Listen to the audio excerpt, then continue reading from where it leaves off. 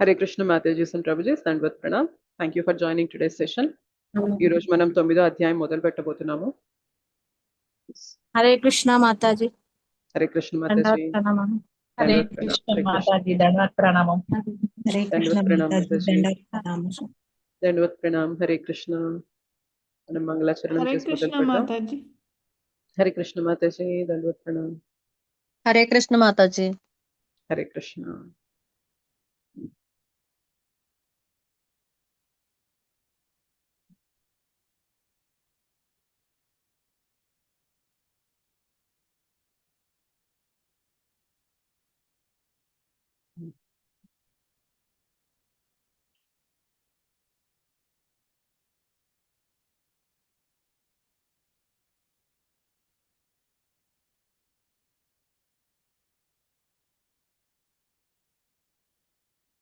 ఓం అజ్ఞానతిమిరాంధస్య జ్ఞానాంజనశలాకయా చక్షురున్మీలితం येन తస్మై శ్రీగురవే నమః. శ్రీచైతన్యమనోభీష్టం స్థాపితం येन భూతలే స్వయం రూపః కదా మహ్యం దదాతి స్వపదాంతికం. వందేహం శ్రీగురోః శ్రీయుతాపదకమలం శ్రీగురూన్ వైష్ణవాంశ్చ శ్రీరూపం సాగ్రజాతం సహగణ రఘునాథాన్వితం తం సజీవం సాద్వైతం సావధూతం పరిజన సహితం కృష్ణ చైతన్య దేవం శ్రీరాధా కృష్ణ పాదాన్ సహగణ లలిత శ్రీ విశాఖాన్వితాంశ్చ. నమ ఓం విష్ణుపాదాయ కృష్ణ ప్రేష్ఠాయ భూతలే శ్రీమతే భక్తి వేదాంత స్వామి నితి నామినే. నమస్తే సారస్వతే దేవే గౌరవాణి ప్రచారిణే నిర్విశేష శూన్యవాది పాశ్చాత్య దేశతారిణే. నమో మహావదన్యాయ కృష్ణ ప్రేమ ప్రదాయతే కృష్ణాయ కృష్ణ చైతన్య నామ్నే గౌరత్విషే నమః. హే కృష్ణ కరుణా సింధో దీనబంధో జగత్పతే గోపేశ గోపికా కాంత రాధా కాంత నమోస్తుతే. తప్త కాంచన గౌరాంగీ రాధే బృందావనేశ్వరి వృషభానుసుతే దేవి ప్రణమామి హరిప్రియే. వాంఛాకల్పతరుభ్యశ్చ కృపా సింధుభ్య ఏవ చ పతితానాం పావనేభ్యో వైష్ణవేభ్యో నమో నమః. జయ శ్రీ కృష్ణ చైతన్య ప్రభు నిత్యానంద శ్రీ అద్వైత గదాధర శ్రీవాసాది గౌరభక్త వృంద. హరే కృష్ణ కృష్ణ కృష్ణ హరే హరే హరే రామ రామ రామ హరే హరే. జయ జయ శ్రీ చైతన్య జయ నిత్యానంద జయ అద్వైత చంద్ర జయ గౌర భక్త వృంద. ఓం నమో భగవతే వాసుదేవాయ. ఓం నమో భగవతే వాసుదేవాయ. ఓం నమో భగవతే వాసుదేవాయ. ముఖం కరోతి వాచాలం పంగుం లంఘయతే గిరిం యత్కృపాతమహం వందే శ్రీగురుం దీనతారణం పరమానందమాధవం శ్రీచైతన్య ఈశ్వరం. గురవే గౌరచంద్రాయ రాధికాయ తదాలయే కృష్ణాయ కృష్ణ భక్తాయ తద్భక్తాయ నమో నమః. श्री श्री राधा मदन मोहन जी की जय. श्री श्री गौर निताय की जय. श्री श्री जगन्नाथ बलदेव सुभद्रा मैया की जय. जगत गुरु पतित पावन श्रील प्रभुपाद की जय. श्रील गुरुदेव की जय. अनंत कोटि वैष्णव वृंद की जय. समवेत गौर भक्त वृंद की जय. श्रीमद् भगवद गीता की जय. निताय गौर प्रेमानंदे हरि हरि बोल.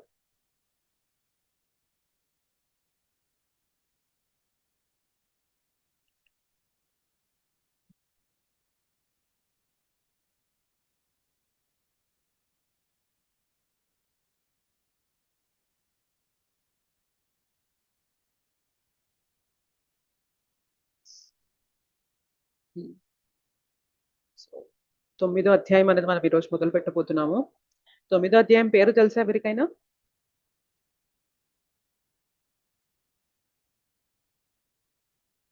పరమ గుహ్య జ్ఞానం. రాజగుహ్య యోగం. పరమ గుహ్య జ్ఞానం అనొచ్చు, రాజవిద్య రాజగుహ్య యోగం అనొచ్చు. సో ఇవన్నీ కూడా 9వ అధ్యాయానికి ఉన్న పేర్లు అనమాట. ఎందుకు పరమ గుహ్య జ్ఞానం అంటున్నారు, రాజవిద్య ఎందుకు అంటున్నారు, రాజగుహ్యం అని ఎందుకు అంటున్నారు, ఈ వివరాలన్నీ కూడా ఇవాళ మనం చర్చించుకునే శ్లోకాలు. దయచేసి మ్యూట్ లో ఉండండి మీరు మాట్లాడుతుంటే. ఈ వివరాలన్నీ కూడా మనం ఇవాల్టి శ్లోకంలో చర్చించుకోబోతున్నాం. ఓకేనా?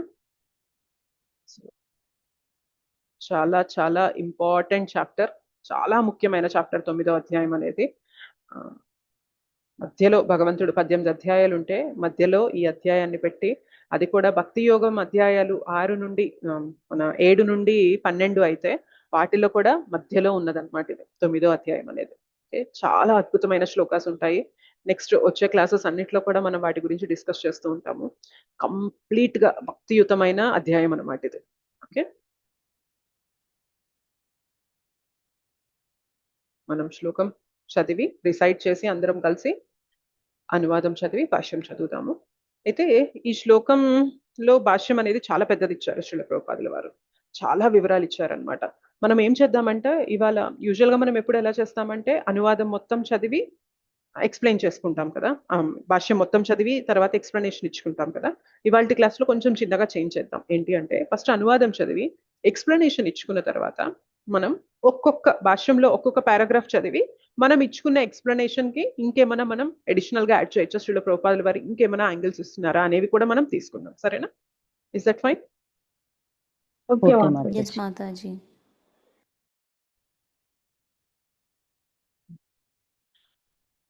తర్వాత రిపీట్ చేయండి. రాజ విద్యా రాజగుహ్యం రాజ విద్యా రాజగుహ్యం పవిత్రం ఇదముత్తమం పవిత్రం ఇదముత్తమం ప్రత్యక్షావగమం ధర్మ్యం ప్రత్యక్షావగమం ధర్మ్యం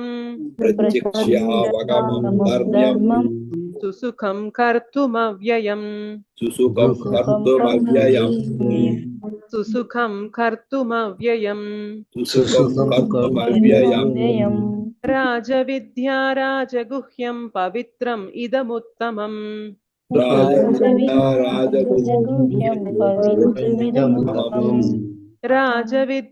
రాజగుహ్యం పవిత్రం ఇదముత్తమం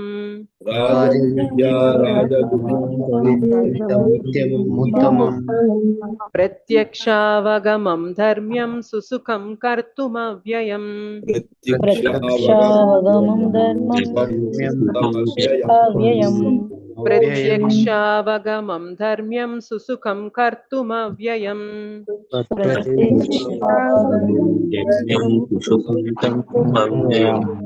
రాజవిద్యా రాజగుహ్యం పవిత్రం ఇదముత్తమం ప్రత్యక్షావగమం ధర్మ్యం సుసుఖం కర్తుమవ్యయం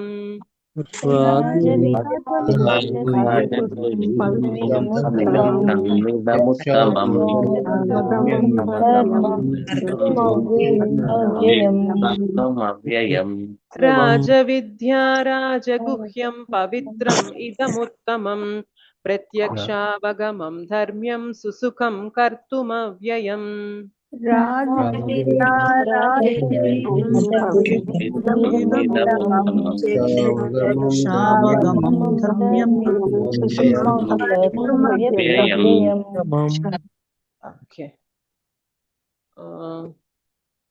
ఇవాళ కొత్తగా జాయిన్ అయిన వాళ్ళు ఎవరైనా ఉన్నారండి మన క్లాస్ లో? ఇవాళ ఫస్ట్ టైం జాయిన్ అయ్యాము అనే వాళ్ళు ఎవరైనా ఉంటే దయచేసి మీరు అన్మ్యూట్ చేసుకొని చెప్పండి. హరే కృష్ణ. ఇవాళ ఫస్ట్ టైం జాయిన్ అవుతున్నాం క్లాస్ కి అనే వాళ్ళు ఎవరైనా ఉన్నారా? ఆర్ ఇంత ముందు క్లాసెస్ మేము అటెండ్ అయిన వాళ్ళేనా మీరందరూ కూడా? Okay, fine.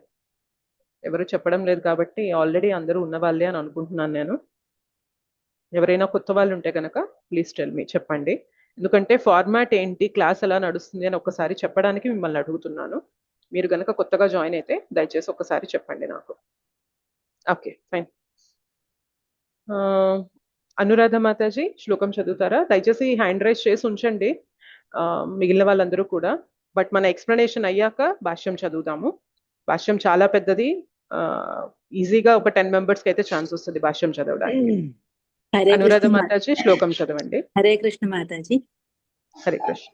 రాజవిద్యా రాజగుహ్యం పవిత్రమిదముత్తమం ప్రత్యక్షావగమం ధర్మ్యం సుసుఖం కర్తుమవ్యయం.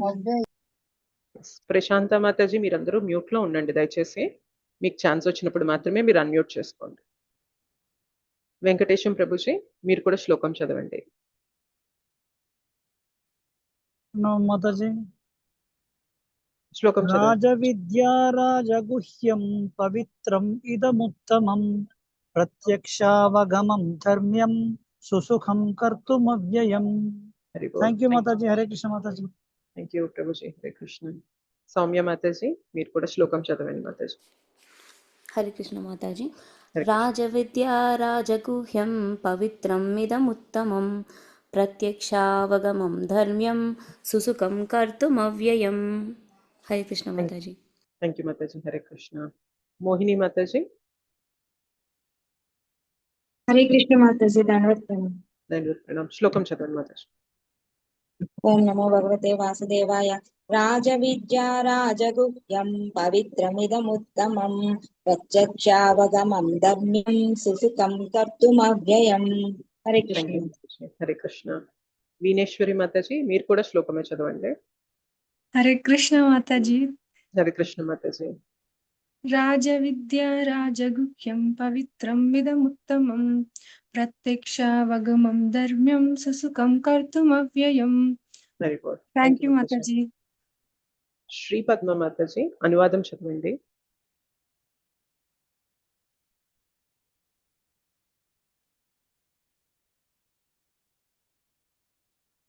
శ్రీ పద్మ మాతాజీ. హరే కృష్ణ మాతాజీ. దండవత్ ప్రణామం. ధన్యవాద ప్రణామ్. హరే కృష్ణ. అనువాదం చదవండి మాతాజీ.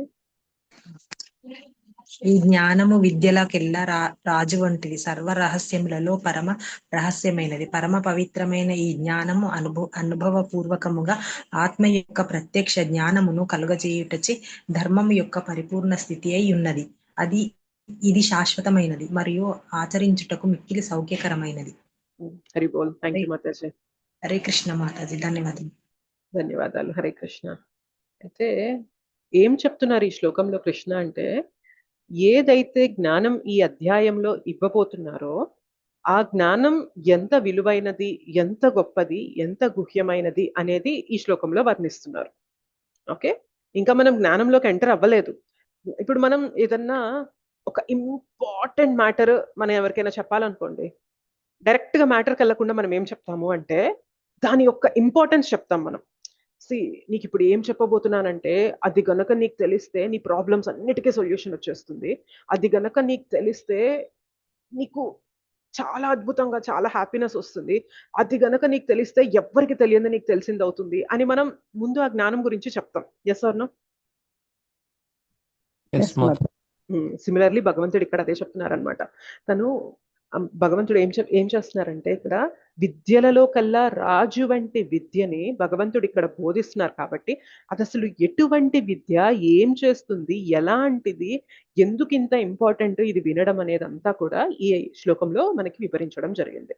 అయితే ఇక్కడ ఆ జ్ఞానం యొక్క క్వాలిటీస్ అనేవి మనకి ఇవ్వడం జరిగింది అనమాట. రాజవిద్య, రాజగుహ్యం, పవిత్రం, ఉత్తమం, ప్రత్యక్షావగమం ధర్మ్యం, సుసుఖం, కర్తుం అవ్యయం. సో ఇన్ని అడ్జెక్టివ్స్ ఇచ్చారనమాట. అడ్జెక్టివ్స్ అంటే ఏంటంటే, ఇప్పుడు ఫర్ ఎగ్జాంపుల్ మనం ఒక అద్భుతమైన ప్లేస్కి వెళ్ళాము, ఆ ప్లేస్ గురించి వర్ణిస్తున్నాం అనుకోండి, ఏం చెప్తాము? It was such a wonderful place, ఎంత అద్భుతంగా ఉంది అంటే, ఎంత మంచి క్లైమేట్ ఉంది అంటే అని చెప్పి దాని గురించి వర్ణిస్తూ బోలెడన్ని దాని గురించి చెప్పే సూచనలు వాడతాం కదా, వర్డ్స్ వాడతాం కదా. సిమిలర్లీ భగవంతుడు ఇక్కడ జ్ఞానం గురించి చెప్తూ ఈ వర్డ్స్ అన్ని వాడారనమాట.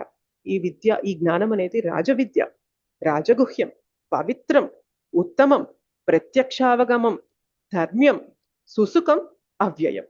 ఇన్ని లక్షణాలు ఉన్నాయి ఈ జ్ఞానానికి అని చెప్తున్నారు.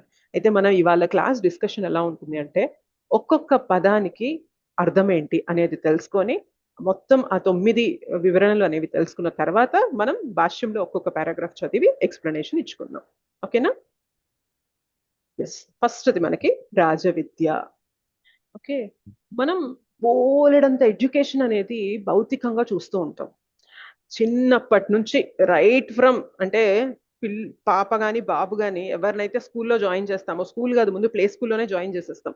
ప్లే స్కూల్లో జాయిన్ అయినప్పటి నుండి పరుగు మొదలైతే ప్లే స్కూల్ తర్వాత కాలేజ్, తర్వాత మనం ఇంటర్ అయితే ఇంటర్, బీటెక్ అయితే బీటెక్, వాళ్ళు ఏ బ్రాంచ్ అయితే తీసుకుంటున్నారో, మెడిసిన్ అయితే మెడికల్ ఫీల్డ్, లేకపోతే ఇంకే ఫీల్డ్ అయితే ఆ ఫీల్డ్. ఆ తర్వాత మనం మళ్ళీ ఎంటెక్ చేసుకోవాలంటే మాస్టర్స్ చేయాలని, ఆ తర్వాత పిహెచ్డి డాక్టరేట్ తీసుకోవాలని చెప్పి. సో బోలెడంత ఎడ్యుకేషన్ ఉంది, బోలెడన్ని బ్రాంచెస్ కూడా ఉన్నాయన్నమాట. సో పాలిటిక్స్ ఉంటుంది, సోషియాలజీ ఉంటుంది, అంటే రాజనీతి ఉంటుంది, మనకి ఖగోళ శాస్త్రం ఉంటుంది, గణిత శాస్త్రం ఉంటుంది, మరియు మనకి రసాయన శాస్త్రం ఉంటుంది, బోలెడన్ని డిపార్ట్మెంట్స్ అయితే ఉంటాయన్నమాట. ఓకే, సో బోలెడంత నాలెడ్జ్, విద్య అనేది చాలా ఉంది. అయితే ఏ విద్య గురించి మనం తెలుసుకుంటే మొత్తం మన ప్రాబ్లమ్స్ అన్నిటికీ ఫుల్ స్టాప్ పడిపోతుందో ఆ విద్య గురించి భగవంతుడు ఈ అధ్యాయంలో చెప్పబోతున్నారు అనమాట. మీరు గమనించండి, ప్రాబ్లమ్స్ అన్నిటికీ ఫుల్ స్టాప్ పడే విద్య ఏ కాలేజీలో దొరుకుతుంది మాతాజీ, ఏ యూనివర్సిటీలో దొరుకుతుంది చెప్పండి? మేము కూడా వెళ్ళి నేర్చేసుకుంటాము, మా ప్రాబ్లమ్స్ అన్నిటికీ ఫుల్ స్టాప్ పెట్టేసుకుంటాము అనుకుంటాం. Yes or no? అయితే అన్ఫార్చునేట్లీ మనకి ఆ విద్య అనేది భౌతికంగా ఏ కాలేజ్లో, ఏ స్కూల్లో, ఏ యూనివర్సిటీలో ఎక్కడా కూడా చెప్పడం లేదనమాట. సో భగవంతుడు అందుకే చాలా దయాలు అయ్యి, చాలా కృప కలిగిన హృదయంతో, కరుణ హృదయంతో ఆయన ముందే భగవద్గీతలో ఆ విద్యని మనకి ఫ్రీగా ఇచ్చేశారు. చాలా విలువైంది అనుకోండి, మనం ఎలా తీసుకుంటారు? చాలా కాస్ట్ కదా. ఇప్పుడు ఎడ్యుకేషన్ అనేది ఎంత కాస్ట్లీ ఎఫైర్ అయిపోయింది చెప్పండి. Yes or no?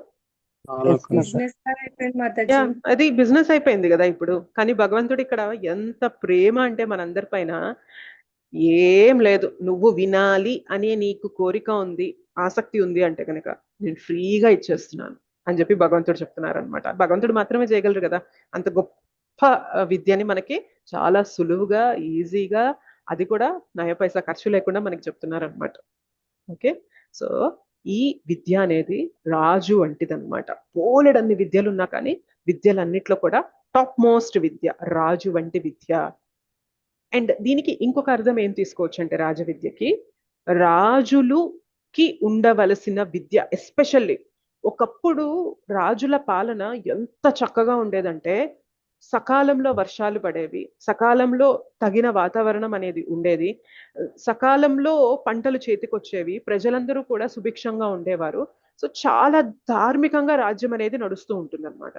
దీని అంతటికి ఏంటి కారణం అంటే, వాళ్ళు ఏదైతే విద్యని అభ్యసించాలో ఆ విద్యని అభ్యసించి దాని పరంగా వాళ్ళు రాజ్యాన్ని పాలన చేస్తారు కాబట్టే అన్ని కూడా ప్రకృతి కూడా సహకరిస్తుంది అనమాట వీరి జీవనానికి.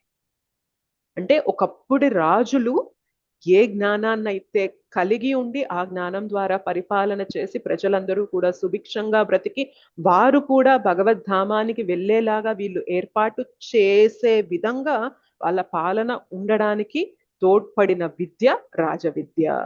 అంటే రాజులు ఒకప్పుడు ఈ విద్యని తెలుసుకొని వాళ్ళు పాలన చేశారు, అందుకనే ఒకప్పుడు ప్రజలు చాలా సంతోషంగా ఉండేవారు. సో రాజవిద్య అంటే రెండు అర్థాలు తీసుకోవచ్చు. విద్యలన్నిట్లో కల్లా రాజు వంటిదైన విద్య, మరియు రాజులకు తెలియబడిన విద్య. మనందరికీ కూడా కింగ్ ఆర్ క్వీన్ అవ్వాలని కోరుకుంటుందా లేదా చెప్పండి? మనం కింగ్ అయిపోవాలి, క్వీన్ అయిపోవాలి అని అనుకుంటాం కదా. సో ఎలా అయిపోవచ్చు అంటే, ఈ విద్య కనుక మనకు తెలిసింది అనుకోండి, ఆటోమేటిక్ గా మన జీవితానికి మనం కింగ్ అయిపోతాం. ఇప్పుడు మన జీవితంలో కింగ్ ఎవరున్నారు చెప్పగలరా? మన జీవితంలో కృష్ణ అయితే మంచి విషయమే, కృష్ణ కాదు. భౌతిక వాంఛలు అవుతున్నాయి మాతాజీ. భౌతిక వాంఛలు ఎక్కడి నుండి వస్తున్నాయి? డిజైర్స్ ఎక్కడి నుండి వస్తున్నాయి? త్రిగుణాలు. ఇంద్రియాలకు రాజెవరు? మైండ్.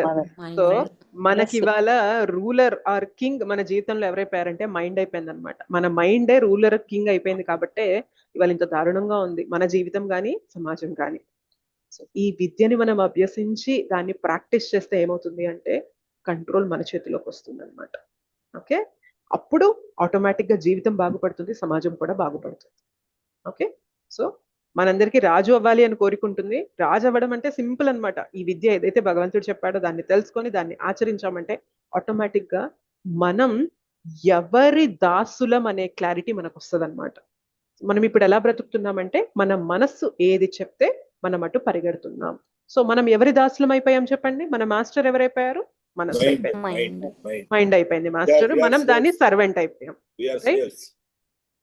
స్లేవ్స్ ఆర్ సర్వెంట్స్, ఇంకా అట్లా అయిపోయాం అనమాట, బానిసలు అయిపోయాం అనమాట. దాసులం కాదు, బానిసలు అయిపోయాం.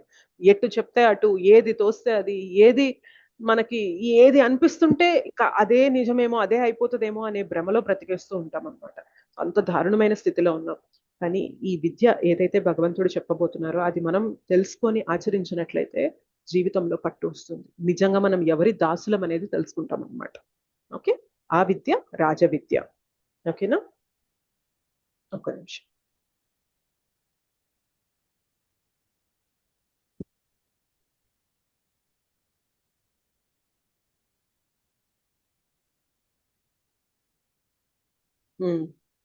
అయితే ఇంకొక పాయింట్ ఏం తెలుసుకోవాలంటే, ఈ విద్య ఎందుకు రాజ విద్య అని చెప్పారు అంటే, ఇంకొక యాంగిల్లో కూడా మనం ఎలా తెలుసుకోవచ్చు అంటే, మనకి మొత్తం నాలెడ్జ్ కి భాండాగారం ఏంటి చెప్పగలరు ఎవరైనా? నాలెడ్జ్ మొత్తానికి కూడా ట్రెజర్ హౌస్ ఏంటి? వేదాలు. వేదాలు, కరెక్ట్. వేదాలు, శాస్త్రాలు మనకి ఏవైతే ఉన్నాయో అవి మనకి నాలెడ్జ్, జ్ఞానం మొత్తానికి కూడా భాండాగారం అనమాట. అవి ఎవరిచ్చారు వేదాలు మనకి లిఖిత పూర్వకంగా?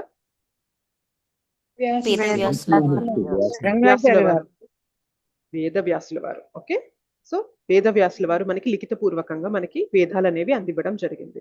అయితే మొత్తం జ్ఞానం మనం ఇవాళ ఏవైతే డిపార్ట్మెంట్స్ అని చదువుతున్నామో అవన్నీ కూడా వేదాల్లో ఇవ్వబడ్డాయి అన్నమాట. సమస్తం ఉంటాయి వేదాల్లో. సో మనకి ఋగ్వేద, యజుర్వేద, సామవేద, అథర్వ వేద 4 వేదాలు ఉన్నాయి, 18 పురాణాలు ఉన్నాయి, మరియు వేదాంత సూత్రాలు ఉంటాయన్నమాట. ఈ వేదాల యొక్క ఎసెన్స్ ని చెప్పేలాగా వేదాంత సూత్రాలు మరియు ఉపనిషత్తులు ఇవన్నీ ఇచ్చారు.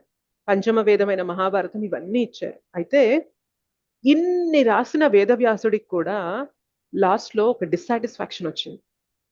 నేను ఏదో కోల్పోతున్నానేమో అనిపిస్తుంది, ఏదో వెలితి నాకు అనిపిస్తుంది జీవితంలో అని ఇంత జ్ఞానాన్ని ఇచ్చిన వేదవ్యాసుల వారికి అనిపించేసరికి వారి గురువైన నారదముని వస్తారనమాట. నారదముని వచ్చి చెప్తారు, యాక్చువల్గా నువ్వు చాలా మంచి ఉద్దేశంతో చాలా జ్ఞానాన్ని ఇచ్చావు, కానీ నువ్వు చేసిన ఒక పొరపాటు ఏంటి అంటే, నువ్వు ధర్మ, అర్థ, కామ, మోక్ష ఈ 4 దగ్గరే మొత్తం జ్ఞానాన్ని ఇచ్చావు. ఇవి 4 పురుషార్థాలు అంటారనమాట. ధర్మ, అర్థ, కామ, మోక్ష. నువ్వు వీటిల్లోనే జ్ఞానాన్ని ప్రజెంట్ చేసావు, ఇచ్చావు, కాబట్టే నీ మనసులో వెలితి ఉంది. వీటికి అతీతంగా ఉన్న పంచమ పురుషార్థమైన భగవద్ భక్తి గురించి నువ్వు చెప్తే నీ మనసులో వెలితిపోతుంది అని చెప్తారనమాట. ఎప్పుడైతే వేదవ్యాసుల వారు ఈ విషయం తెలుసుకుంటారో నారదముని దగ్గర నుంచి, అప్పుడు భాగవత పురాణం అనేది ఇవ్వడం జరిగింది. భాగవత పురాణంలో భగవంతుని యొక్క లీలలు, భగవద్ భక్తుల యొక్క ఏమంటారు వారి యొక్క పాస్ట్ టైమ్స్ అనేవి, భగవంతునితో వారి యొక్క స్పందన ప్రతిస్పందన, వారి యొక్క మొత్తం డీటెయిల్స్ అనేవి ఇవ్వడం జరిగిందో అప్పుడు వేదవ్యాసుల వారికి తృప్తి అనేది వచ్చిందనమాట. అంటే మీరు ఆలోచించండి, ఎంత విద్యని ప్రజెంట్ చేసినా కూడా భగవంతుని యొక్క నామ రూప గుణ లీలల్ని చెప్పనంత వరకు కూడా ఎంత గొప్ప వ్యక్తి అయినా, అంటే వేదవ్యాసులంతటి వారికి కూడా మనసులో ఆ వెలితి ఉంది అంటే, ఇంకా మన జీవితంలో కూడా ఈ విద్య అనేది రానంత వరకు మన జీవితంలో ఏముంటుంది చెప్పండి? వెలితి కాక సంతృప్తి ఉంటుందా? డార్క్నెస్, వెలితినే ఉంటది అనమాట. సో తృప్తి, సాటిస్ఫాక్షన్, హ్యాపీనెస్, పీస్ అవి రావాలి అంటే ఖచ్చితంగా మనం వీటికి అతీతంగా వెళ్ళాలి. అతీతంగా వెళ్ళి ఆ పంచమ పురుషార్థమైన భగవద్ భక్తి గురించి మనం తెలుసుకొని ప్రాక్టీస్ చేస్తున్నాం అనుకోండి, ఆటోమేటిక్ గా మనసులో సంతృప్తి అనేది వచ్చేస్తుంది అనమాట. సో వేదవ్యాసులంతటి వారికే 4 వేదాలు, పురాణాలు, 18 పురాణాలు, 108 ఉపనిషత్తులు, మహాభారతము, వేదాంత సూత్రాలు ఇవన్నీ ఇచ్చిన వేదవ్యాసుల వారికే భగవద్ భక్తిని ఆయన చెప్పేంత వరకు, ప్రజెంట్ చేసేంత వరకు మనస్సులో వెల్తి ఉంది అంటే, మన జీవితంలో మనం చాలా నేర్చేసుకుంటున్నాం, చాలా జ్ఞానం సంపాదిస్తున్నాం. ఆ డిపార్ట్మెంట్, ఆ ఎడ్యుకేషన్, ఈ నాలెడ్జ్, ఈ టెక్నాలజీ, అదని ఇదని ఇదని అదని బోలెడంత అడ్వాన్స్మెంట్ అవుతున్నాం. కానీ ఎంత వెళ్ళినా కానీ లోపల అసంతృప్తి మాత్రం అలానే ఉంటుంది. ఎవరైతే ఈ రాజ విద్య గురించి తెలుసుకొని పాటిస్తారో వారి జీవితం సంతృప్తికరంగా ఉంటుంది, ఆనందదాయకంగా ఉంటుంది. ఓకే, అందుకనే ఈ విద్య రాజ విద్య. ఈ విద్య దాకా మనం రానంత వరకు కూడా ఎంత తెలిసినా అది కంప్లీట్ కాదు. అందుకే మనకి ఎంత జ్ఞానం ఉన్నా కానీ అవన్నీ జీరోస్ అని చెప్తారనమాట. మనకు ఒక టాలెంట్ ఉంది, ఒక స్కిల్ ఉంది, ఒక విద్య తెలుసు, అది ఒక జీరో. ఇంకొక నాలెడ్జ్ పరంగా ఇంకొక ఆర్ట్, ఇంకొక స్కిల్, ఇంకొక నైపుణ్యం ఉంది, అది ఇంకొక జీరో. అట్లా మనకి ఎన్నైతే ఉంటాయో అవన్నీ జీరోస్. భగవద్ భక్తి అనేది జోడించామనుకోండి, ముందు ఒకటి చేర్చినట్టు అనమాట. సో జీరోస్ 100 పేర్చుకుంటూ వెళ్ళిపోండి, దానికి ఏమైనా విలువ ఉంటుందా? ఉండదు మాతాజీ. ముందు ఒకటి ఉన్నప్పుడే దానికి విలువ ఉంటుంది. ఆ ఒకటి ఏంటి అంటే ఈ రాజవిద్య. ఓకేనా? సో అది రాజవిద్య. నెక్స్ట్ రాజగుహ్యం. గుహ్యం అంటే ఏంటి? సీక్రెట్. కరెక్ట్. సో భగవద్గీతనే ఏమంటారు తెలుసా? భగవద్గీతని ఓపెన్ సీక్రెట్ అంటారు. విన్నారా ఈ పదం? మనం ఎస్డిఆర్ క్లాసెస్ చెప్పుకున్నప్పుడు కూడా అనుకున్నాం ఇది. భగవద్గీతని ఓపెన్ సీక్రెట్ అంటారు. ఓకే, ఓపెన్ సీక్రెట్ అని ఎందుకంటాం? సీక్రెట్ అంటే ఓపెన్ కాదు కదా. నేను వీణేశ్వరి మాతాజీతో మాతాజీ మీకు సీక్రెట్ చెప్తానని చెప్పి వీణేశ్వరి మాతాజీ వరకే చెప్పి మిగిలిన వాళ్ళకి చెప్పకపోతే అది సీక్రెట్. కానీ నేను ఇప్పుడు అందరినీ ఇక్కడ 53 మెంబర్స్ ఉన్నారు ఇక్కడ, వీణేశ్వరి మాతాజీ నేను మీకు సీక్రెట్ చెప్తానని చెప్పి ఇట్లా ఓపెన్ గా చెప్పేసేసి మాతాజీ ఓకేనా సీక్రెట్ ఇది అని చెప్పి మాతాజీకి చెప్పి అందరికి ఇక్కడ ఓపెన్ గా చెప్పాను అనుకోండి, ఏమంటారు? సీక్రెట్ అంటున్నారు, అందరికీ చెప్తున్నారు, ఏంటి మాతాజీ అని అనుకుంటారు. Yes or no? Similarly Bhagavad Gita అనేది ఓపెన్ సీక్రెట్ అన్నమాట. భగవద్గీత బుక్ మనకేమన్నా నువ్వు కొనకూడదు, నువ్వు చూడకూడదు, నువ్వు చదవకూడదు, నువ్వు వినకూడదు అనేది మనకేమన్నా తారతమ్యాలు ఉన్నాయా? లేదు మాతాజీ. లేదు. భగవద్గీత బుక్ అందరికీ అవైలబుల్, భగవద్గీత జ్ఞానం అందరికీ అవైలబుల్, భగవద్గీత క్లాసులు వినడానికి ఎవరైనా అలౌడే, అవునా కదా? కానీ భగవద్గీతలో ఉన్నది మాత్రం సీక్రెట్. అందరికీ అవైలబుల్, అందరికీ దొరుకుతుంది, కానీ భగవద్గీతలో ఉన్నది మాత్రం సీక్రెట్.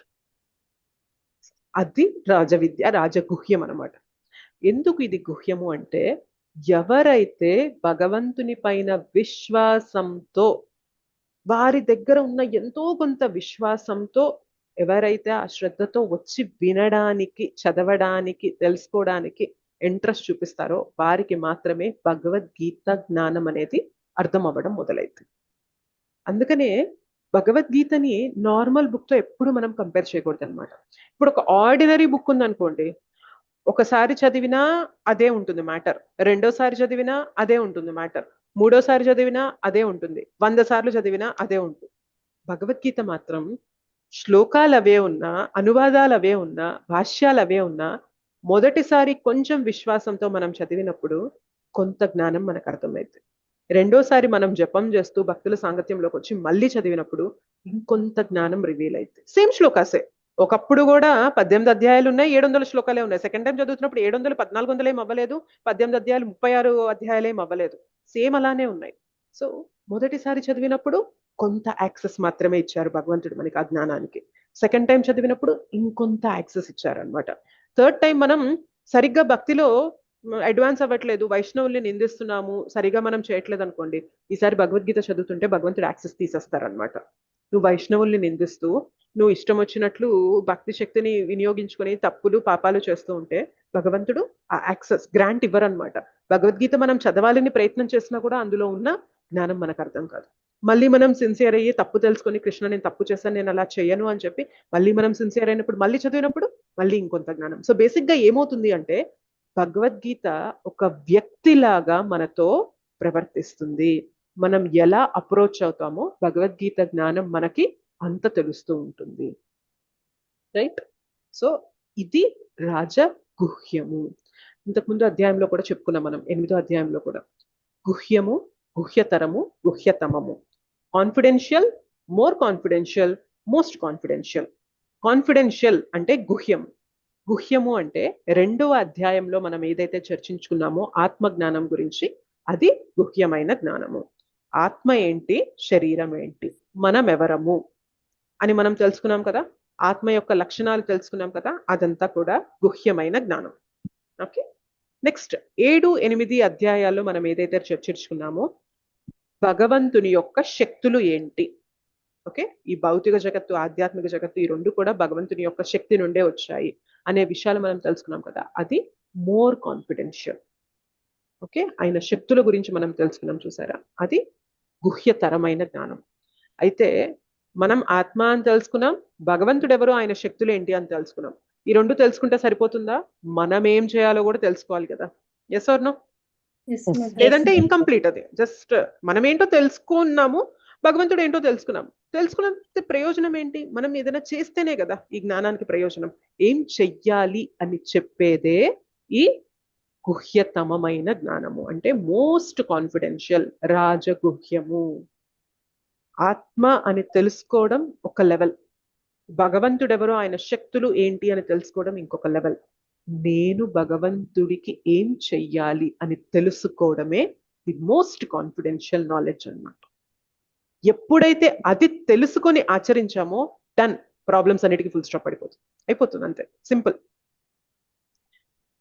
ఆత్మని తెలుసుకొని వదిలేసాం అనుకోండి, ప్రయోజనం లేదు. భగవంతుడు ఎవరు, ఆయన శక్తులు ఏంటి అని తెలుసుకొని వదిలేసాం అనుకోండి, ప్రయోజనం లేదు. ఈ రెండు తెలుసుకున్న తర్వాత నేనేం చెయ్యాలి, ఆ భగవంతుడితో నా సంబంధాన్ని తిరిగి పునరుద్ధరించుకోవాలి, నేను తిరిగి ఆ సంబంధాన్ని ఎస్టాబ్లిష్ చేసుకోవాలి అని మనం చేసే ప్రయత్నమే భక్తి. అవునా కదా? చెప్పండి.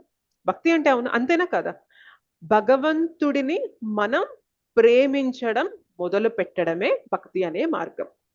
ఇప్పటి వరకు భగవంతుడు అంటే మనకు ఎలా ఉంటారంటే, మన కోరికలు తీర్చుకోవడానికి ఆయన దగ్గరికి వెళ్ళాలి. మన కోరికలు తీరితే ఓకే, నేను ఏదో మొక్కుకుంటాను, 108 కొబ్బరికాయలు కొడతాను అని మొక్కుకుంటాను, లేకపోతే ఒక 54 ప్రదక్షిణాలు తిరుగుతాను నీ గుడి చుట్టూ అని మొక్కుకుంటాము. సో ఎట్లా ఉంటదంటే జస్ట్ బిజినెస్ డీల్ లాగా ఉంటది అనమాట. నువ్వు నాకు ఇది ఇవ్వు, నేను నీకు ఇది ఇస్తా, నువ్వు నాకు ఇది ఇవ్వు, నేను నీకు ఇది ఇస్తా. ఇందులో ప్రేమ లేదు, రైట్? ప్రేమ లేదు. 9వ అధ్యాయం గుహ్యతమమైన జ్ఞానం, మోస్ట్ కాన్ఫిడెన్షియల్ నాలెడ్జ్ ఏం చెప్తుంది అంటే, ఆ భగవంతుణ్ణి నిస్వార్థంగా ఎలా ప్రేమించాలి అనేది మనకి చెప్తుంది అనమాట. అది మనం చేయవలసిన కర్తవ్యం. ఆత్మ అని తెలుసుకోవడంతో సరిపోదు, ఆత్మస్థరంలో చేయవలసిన కార్యం ఏంటో తెలుసుకోవడమే ఈ గుహ్యతమమైన జ్ఞానము, మోస్ట్ కాన్ఫిడెన్షియల్ నాలెడ్జ్. ఓకే, ఎవరైతే భగవద్గీతని నిజంగా సరిగ్గా అర్థం చేసుకుంటారో ఖచ్చితంగా వాళ్ళు భక్తి చేయడం మొదలు పెడతారు, డియర్ డివోటీస్, ఖచ్చితంగా. అది కూడా ఎలా అంటే, అది మనం భగవద్గీతని ఏదో ఓకే అసలు ఏంటి భగవంతుడు ఏదో చెప్పాడంట అని చదివితే మేబీ భక్తి చేయలేకపోవచ్చు. భక్తుల ద్వారా, భక్తుల హృదయంలో ఉన్న భగవత్ ప్రేమ రూపంలో మనం భగవద్గీతని విన్నామనుకోండి, ఖచ్చితంగా వాళ్ళ హృదయంలో భక్తి అనేది చిగురిస్తుంది, మొలకెత్తుతుంది, స్టార్ట్ అవుతుంది. అట్లీస్ట్ బీజం పడుతుంది అనమాట, భక్తి బీజం, భక్తి లతా బీజం అనేది పడుతుంది అక్కడ. దాని తర్వాత దాన్ని ఎలా పెంచి పోషించుకుంటాము అనేది మన యొక్క ఎఫర్ట్ పైన ఆధారపడి ఉంటుందండి, రైట్? సో అత్యంత గుహ్యతమమైన జ్ఞానం ఏంటి అంటే భగవద్భక్తి చేయడం. అన్ఫార్చునేట్లీ ఇవాళ భౌతిక జగత్తులో భగవద్భక్తి చేయడం అంటే మోస్ట్ టైం వేస్ట్ యాక్టివిటీ ఏంటి అంటే భగవద్భక్తి చేయడం అనుకుంటున్నారు. అవునా కదా? చెప్పండి. వీరికి ఇంకేమి చేయవలసిన పని లేక, వీరు ఇంకేమి సాధించే సమర్థత లేక, లేకపోతే వీరికి ఏదో అలా ఒక సెంటిమెంటల్ గా భక్తి చేస్తున్నారు అని అనుకుంటున్నారు. బట్ యాక్చువల్గా ఏమవుతుంది అంటే, ఆ విధంగా కూడా భక్తి చేసే వాళ్ళు ఉన్నారు కాబట్టి సమాజంలో అటువంటి ఉద్దేశం అనేది ఏర్పడిపోయింది. Yes or no? జనరల్ గా భక్తి అంటేనే భగవంతునితో ప్రేమని ఎస్టాబ్లిష్ చేసుకోవడం అనే కాన్సెప్ట్ మనకి చిన్నప్పటి నుంచి తెలియదు. భక్తి అంటే ఏంటంటే ఓకే, మొక్కుబడిగా పొద్దున లేచామా, స్నానం చేసామా, దేవుడి దగ్గర ఫోటో దగ్గర చిన్న ప్రతిమలు ఉంటాయి పెట్టుకుంటాము, వాటి దగ్గరికి వెళ్ళేసి దండం పెట్టుకున్నామా, ఒక దీపం పెట్టామా, ధూపం పెట్టామా, కొబ్బరికాయ కొట్టామా, లేకపోతే అన్ని పూలు పెట్టామా, లేదంటే ఎప్పుడైనా పండగ వచ్చిందంటే ఏదో పొంగలి, పులిహార, పాయసం అట్లా చేసి పెట్టామా, అయిపోయింది, అంతే. భక్తి అంటే ఇంతకు మించి మనం ఏమైనా అనుకుంటామా చెప్పండి?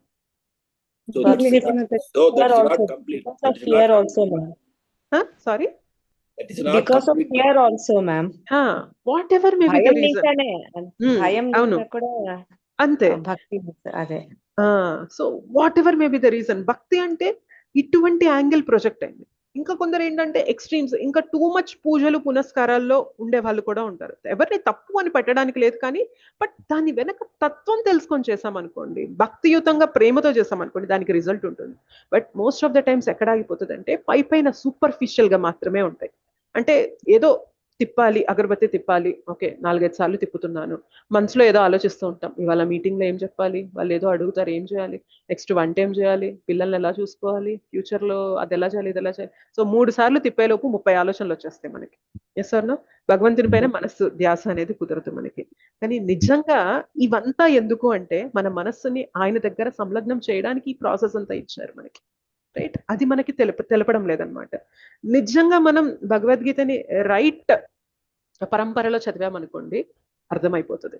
భక్తి అంటే మొక్కుబడిగా చేసేది కాదు, ఏదో రిచువలిస్టిక్ గా చేసేది కాదు, అది భగవంతునితో నా సంబంధాన్ని ఎస్టాబ్లిష్ చేసుకునేది.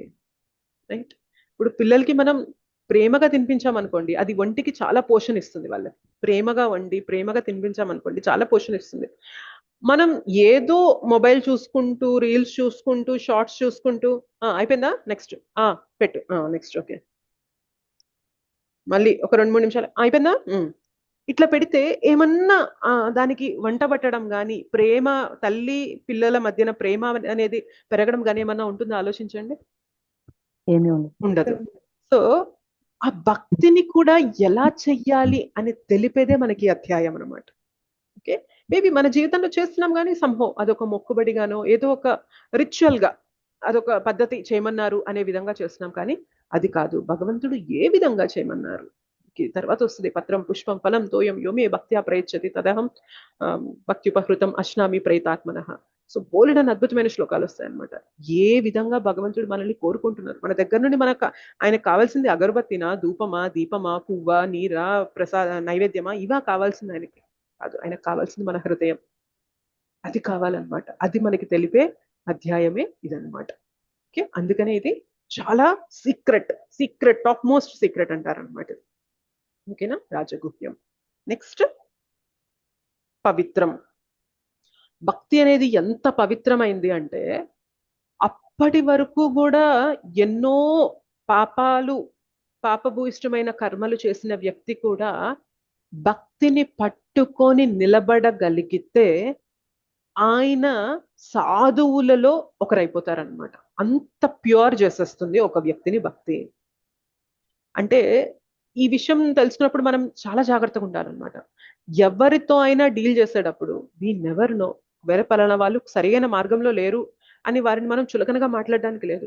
వారి జీవితంలో భక్తి వచ్చేసి వాళ్ళు గట్టిగా పట్టేసుకున్నారనుకోండి, మంచి సాధువుల సాంగత్యంలోకి వాళ్ళు వచ్చేసారనుకోండి, విత్ ఇన్ ఫ్యూ అంటే ఏమంటారు చాలా తక్కువ సమయంలోనే వాళ్ళు సాధువుల కేటగిరీలోకి వెళ్ళిపోతారు అనమాట. అంత పవిత్రమైంది భక్తి. సో తెలియదు ఎవరు ఎంత ముందున్నారు, ఎంత లేట్ ఉన్నారు, ఎంత దగ్గరగా ఉన్నారు, భగవంతుడికి ఎంత దూరంగా ఉన్నారు అనేది మనకు తెలియదు అనమాట. ఒక్కసారి వారి జీవితంలోకి భక్తి వచ్చిందంటే, ఒకవేళ వాళ్ళు సిన్సియర్ గా ఉన్నారంటే చాలా చాలా చాలా ర్యాపిడ్ గా అడ్వాన్స్ అయిపోతారు అనమాట భక్తిలో. అంత ప్యూర్ గా చేసేస్తుంది అనమాట భక్తి అనేది. రైట్, సో మనం లాస్ట్ ఒక గత క్లాసెస్ లో కూడా చెప్పుకున్నాం, జగాయ్ మదాయ్ గురించి ఎగ్జాంపుల్ చెప్పుకున్నాం. జగాయ్ మదాయ్ చెయ్యకూడని పాపాలన్నీ కూడా చేశారు. బట్ ఎప్పుడైతే నిత్యానంద ప్రభు వారికి కృపనివ్వాలి అని తలుచుకున్నారో చైతన్య మహాప్రభు యాక్సెప్ట్ చేసేసారు వాళ్ళని.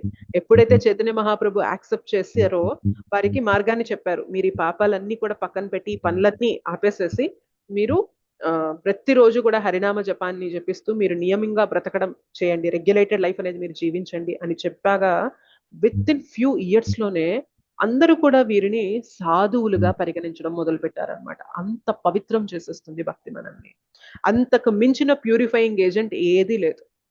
ఇప్పుడు చూడండి, ఎక్కడైనా ఒక పెద్ద ఎక్స్ప్లోజన్ జరిగింది అనుకోండి, మనుషులందరూ చనిపోతారు, జీవులందరూ చనిపోతారు, కానీ మన మనసులో పాపం చేసే ప్రవృత్తి అనేది పోతుందా చెప్పండి?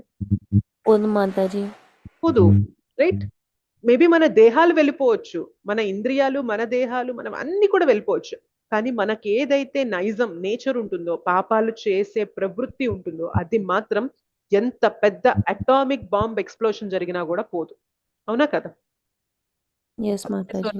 కేవలం అవి గ్రాస్ లెవెల్లో మాత్రమే డిస్ట్రక్షన్ తీసుకురాగలవు, కానీ భక్తి సటిల్ లెవెల్లో, సోల్ లెవెల్ దాకా కూడా చేంజెస్ ని తీసుకురాగలదు అనమాట. ట్రాన్స్ఫర్మేషన్, పరివర్తన తీసుకురాగలదు అనమాట. అందుకనే ఇంతకు మించిన ప్యూరెస్ట్ అనేది ఇంకేది లేదు.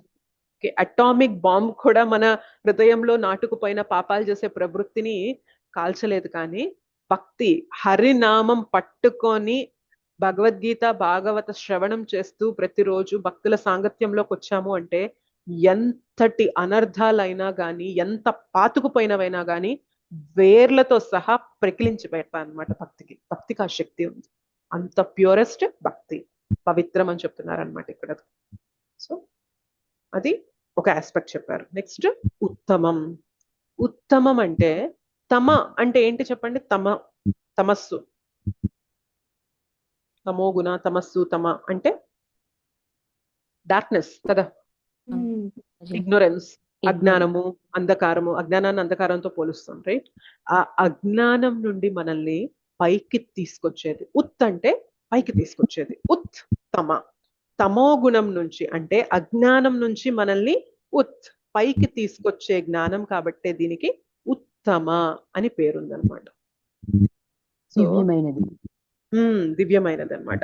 సో మనం అనుకోవచ్చు నేను చాలా తమో గుణంలో ఉన్నాను, నేను చాలా వెనకబడిపోయి ఉన్నాను అని అనుకోవచ్చు, కానీ ఒక్కసారి భక్తి మనం దృఢంగా పట్టుకున్నామంటే మాత్రం ఎటువంటి గుణంలో ఉన్నా కూడా వెంటనే బయటికి తీసుకురాగలదు అనమాట. చాలా తొందరగా, అది తక్కువ వ్యవధిలోనే మనల్ని ఉద్ధరించగలదు, పైకి తీసుకురాగలదు అనమాట ఆ జ్ఞానం, భక్తి జ్ఞానం.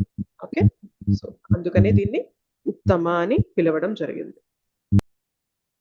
నెక్స్ట్ ప్రత్యక్షావగమం. ప్రత్యక్షావగమం అంటే భక్తి మన జీవితంలో ఎటువంటి పరివర్తన తీసుకొస్తుందో ప్రత్యక్షంగా మనం అవగతం చేసుకోగలం. ఎవరైతే 6 months, 1 year, 1.5 year, 2 years అంతకన్నా ఎక్కువ హరినామం జపం చేసే వాళ్ళు నిజంగా మీ జీవితంలో ఎంతో కొంత మార్పు అనేది వచ్చి మీరు దాని యొక్క మార్పుని మీరు అనుభవించగలుగుతున్నారా? చెప్పండి, నిజాయితీగా చెప్పండి. Yes Mataji. Example. Yes Mataji. Right. So ప్రత్యక్షంగా మనమే అవగతం చేసుకోగలం అన్నమాట భక్తి మన జీవితంలో తీసుకొచ్చే పరివర్తనని. ఒకప్పుడు ప్రతి చిన్న విషయానికి కూడా కోపం వచ్చేది, ఇప్పుడు ఎందుకు ఇంత కోప్పడుతున్నాను? ఒకప్పుడు కోపం ఎలా వచ్చేది అంటే, ఎందుకు నా మాట వినరు, ఎందుకు నేను చెప్పినట్టు చేయరు, ఎందుకు నాకు నచ్చినట్టు జరగట్లేదు అని కోపం ఎప్పుడు బయటికి ఉండేదన్నమాట. వీళ్ళు అలా చేయట్లేదు, వీళ్ళు ఇలా చేయట్లేదు, వీళ్ళు అలా చేయట్లేదు, వీళ్ళు ఇలా చేయట్లేదు, పాయింట్ వేలు ఎప్పుడు కూడా బయటికి ఉండేదన్నమాట. ఇప్పుడు జపమాల పట్టుకొని పట్టుకొని పట్టుకొని పట్టుకొని ఏమైంది అంటే, కోపం వచ్చినా కూడా ఏమవుతుంది అంటే, ఎందుకు నాకు ఇలా కోపం వస్తుంది, ఎందుకు నేను ఇలా ఫ్రస్ట్రేట్ అవుతున్నాను, ఎందుకు నాకు ఇంత యాంగ్జైటీ వస్తుంది, ఎందుకు నేను ఇంత అన్కంట్రోల్డ్ గా బిహేవ్ చేస్తున్నాను, ఎందుకు నేను ఇలా ఉంటున్నాను, ఇస్ దిస్ రైట్, ఇది కరెక్ట్ కాదు అనే ఆలోచనైనా మొదలైందా లేదా చెప్పండి? ఎగ్జాక్ట్లీ. ఇట్లాంటి మార్పు ఏదన్నా భౌతికమైనది తీసుకొస్తుందా చెప్పండి? భౌతికమైనది ఇప్పటిదాకా ప్రపంచంతోనే తప్పులు ఎతికిన మనము నిజంగా భక్తిని సిన్సియర్ గా పట్టుకుంటే తప్పు బయట కాదు లోపలుంది అని తెలుసుకొని ఎందుకు నేను ఇలా ఉన్నాను అని తెలుసుకునేంత పరివర్తన భక్తి కాకుండా ఇంకేదైనా మన జీవితంలో తీసుకురాగలదా? Nothing else, no motivation, nothing, ఏది కూడా ఈ మార్పు తీసుకురాలేదు. అవునా కదా? రైట్. సో కేవలం భక్తి మాత్రమే ఇది చేయగలదు. అండ్ భక్తి తీసుకొచ్చే మన జీవితంలో తీసుకొచ్చే పరివర్తన అనేది ప్రత్యక్షావగమం. ప్రత్యక్షంగా మనం అవగతం చేసుకోగలం, అర్థం చేసుకోగలం, మనం రియలైజ్ అవ్వగలం అనమాట. ఇంత పరివర్తన అనేది నేను చెందగలుగుతున్నాను భగవంతుని కృప వలన. ఒకప్పుడు ఎలా ఉండేదాన్ని, ఇప్పుడు ఎలా మారుతున్నాను, ఒకప్పుడు నా ఆలోచన విధానం ఎలా ఉండేది, ఒకప్పుడు ఏది నచ్చితే అది కొనుక్కోవాలి, ఏది కళ్ళకి నచ్చిందంటే అది నాకు కావాల్సిందే, ఏది వింటే అది నాకు కొనాల్సిందే అనే ఇదిలో ఉండేవాళ్ళం. ఇప్పుడు మనం ఆలోచిస్తున్నాం, ఈజ్ దట్ రియల్లీ నీడెడ్? నిజంగా అవసరమా అది మనకి? నిజంగా అది ఉంటేనే ఆనందమా? ఇన్ని వస్తువులు ఉన్నాయి, ఇవేవి ఇవ్వని ఆనందం. ఇన్ని క్లాసులు వింటున్నాను, చెప్తున్నారు భౌతికంగా ఆనందం వెతికితే మనం నిరుత్సాహపడ్డం తప్ప ఇంకేమీ లేదు అని చెప్పి మనం తెలుసుకుంటున్నాం. మళ్ళీ కూడా నా మనసు అడుగుతుంది, అది బాగుంది, ఇది బాగుంది, ఇది కొందాం, అది చూద్దాం, ఇది ఎంజాయ్ చేద్దాం, అది ఎంజాయ్ చేద్దాం అని చెప్తుంది. ఇప్పుడు కూడా నేను దాని మాటే వింటే నేను వెనక్కే వెళ్ళిపోతాను తప్ప ముందుకు వెళ్ళను. మేబీ మనస్సు దాని నైజం అది కాబట్టి అది అడుగుతూనే ఉంటుంది. నేను దాన్ని పట్టించుకోకుండా నేను భక్తుల సాంగత్యంలోకి వెళ్ళిపోవడమో, భక్తియుతంగా ఏదో ఒక యాక్టివిటీలో నేను ఇన్వాల్వ్ అయిపోవడమో అయితే మనస్సు అదుపులోకి ఆటోమేటిక్ గా వచ్చేస్తుంది. ఇది మనం రియలైజ్ అవుతామా లేదా చెప్పండి?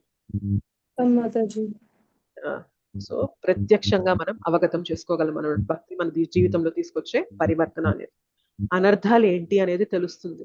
మనం ఏ అనర్థంతో ఎక్కువ పీడింపబడుతున్నాం అనేది తెలుస్తుంది. కామ, క్రోధ, లోభ, మోహ, మద, మాత్సర్య, ఈ 6 అనర్థాలు ప్రతి ఒక్కరిలో ఎంతో కొంత డిగ్రీలో ఉంటాయి. ఒక్కొక్కరికి ఒకటి ఎక్కువ ఉంటే ఒక్కొక్కరికి ఇంకొకటి ఎక్కువ ఉంటుంది. సో మనలో వీక్నెస్ ఏంటి, మనం దాన్ని ఎలా అధిగమించాలి అనేది సిన్సియర్ గా జపం చేశారనుకోండి. రామలక్ష్మి మాతాజీ దయచేసి మీరు మ్యూట్ లో ఉండండి, మీ వైపు నుండి డిస్టర్బెన్స్ వస్తుంది. సిన్సియర్ గా జపం చేసామనుకోండి, హరికథ వింటున్నప్పుడు సిన్సియారిటీ చూపించామనుకోండి, ఏమవుతుంది తెలుసా, మన జీవితంలో ఉన్న వీక్నెస్ అద్దం పట్టి కనిపిస్తుంది అనమాట మనకి. రైట్, మనం ఎక్కడ వెనక పడుతున్నాము అనేది భగవంతుడు చూపిస్తారు.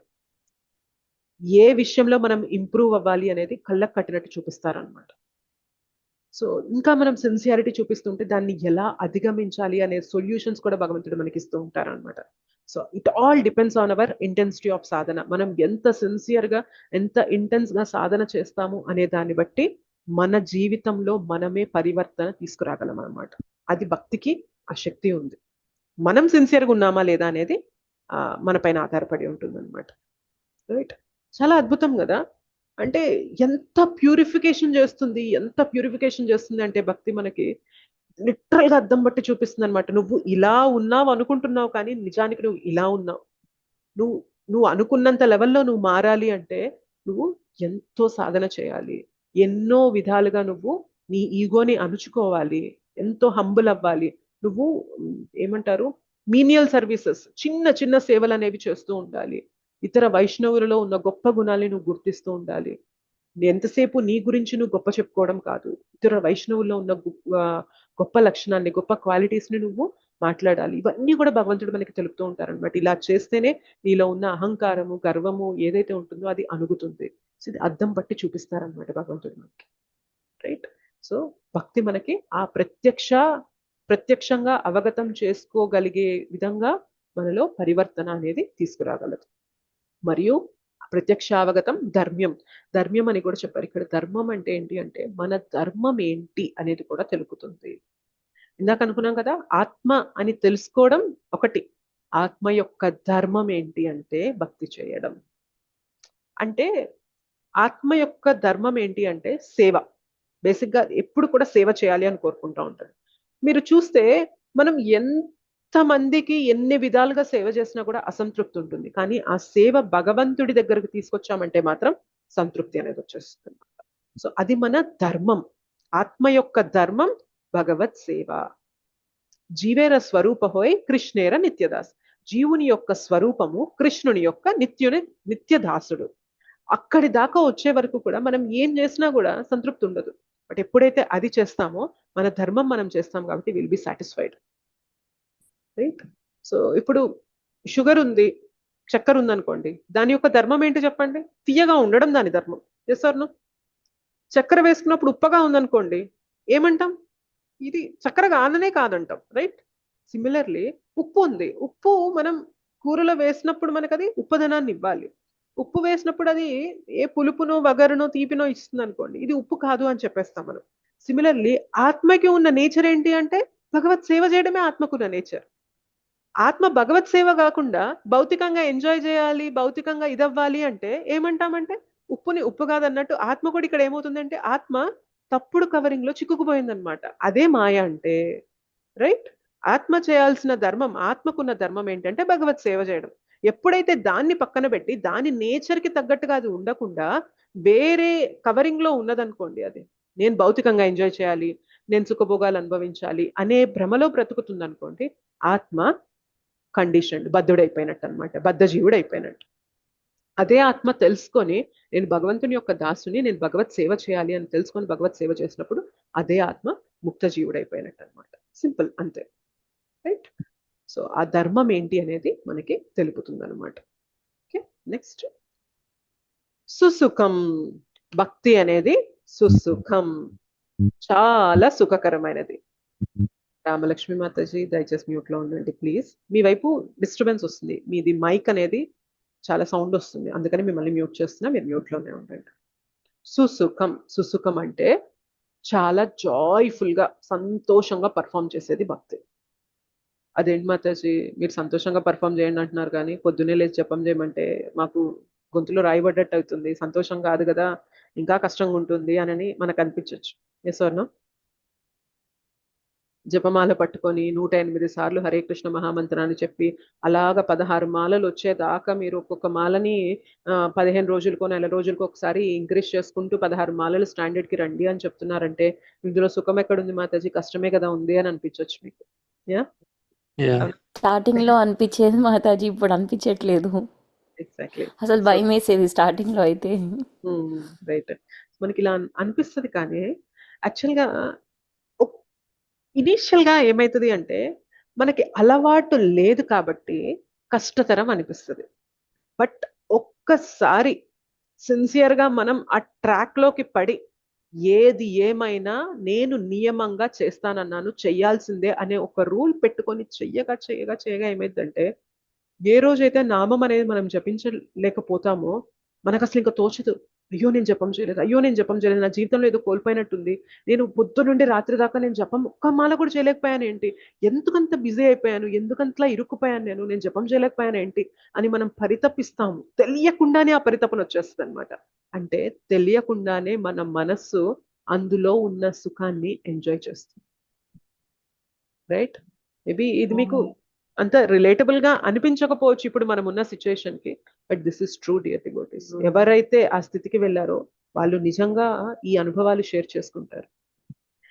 భగవన్ నామం ఎంత తీయగా ఎంత తీయగా ఎంత తీయగా ఉంటుందంటే నాకు ఒక్క నోరు కాదు కదా, లక్షల నోర్లు కావాలి, 2 చెవులు కాదు కదా, ఇట్లా కోట్లలో చెవులు కావాలి, నేను జపిస్తూనే ఉండాలి వింటూనే ఉండాలి, జపిస్తూనే ఉండాలి వింటూనే ఉండాలి, జపిస్తూనే ఉండాలి వింటూనే ఉండాలి, నాకు అన్ని నోర్లు అన్ని చెవులు కావాలి అని అడుగుతున్నారంటే నిజంగా అందులో ఎంత టేస్ట్ లేకపోతే ఆ మాట అడుగుతారు చెప్పండి.